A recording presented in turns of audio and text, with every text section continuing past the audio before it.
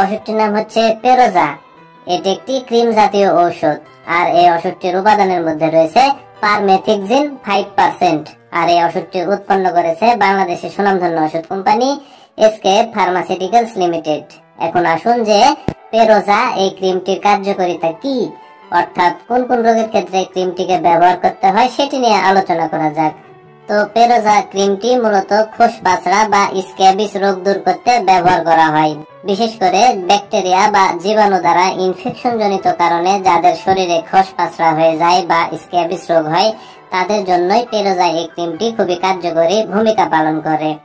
আর পেরোজা এই ক্রিমটির ব্যবহার বিধির কথা যদি বলতে যাই, তাহলে গোসল করার পরে শরীর ভালোভাবে শুকিয়ে নিতে হবে। তারপরে পুরো শরীরে পেরোজা ক্রিমটিকে লাগাতে হবে।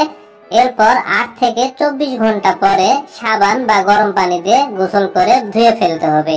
এইভাবে মূলত ক্রিমটিকে ব্যবহার করতে হবে, তাহলে ভালো রেজাল্ট পাওয়া যাবে ইনশাল্লাহ। আর পেরোজা এই ক্রিমটির পার্শ্ব প্রতিক্রিয়ার কথা যদি বলতে যাই, তাহলে ত্বকের অস্বস্তি ভাব হতে পারে, জ্বলনি ভাব হতে পারে, ইডিমা হতে পারে, র্যাশ হতে পারে, চুলকানি হতে পারে ইত্যাদি। তো সাধারণত এগুলোই হচ্ছে পেরোজা এই ক্রিমটির পার্শ্ব প্রতিক্রিয়া। আর একটি বিষয় আপনাদের সতর্কতা অবলম্বন করতে হবে, সেটি হচ্ছে পেরোজা এই ক্রিমটি শুধুমাত্র বাহ্যিক ব্যবহারের জন্য নির্দেশিত। চোখ, নাক বা মিউকাস পর্দা বা ক্ষত স্থানে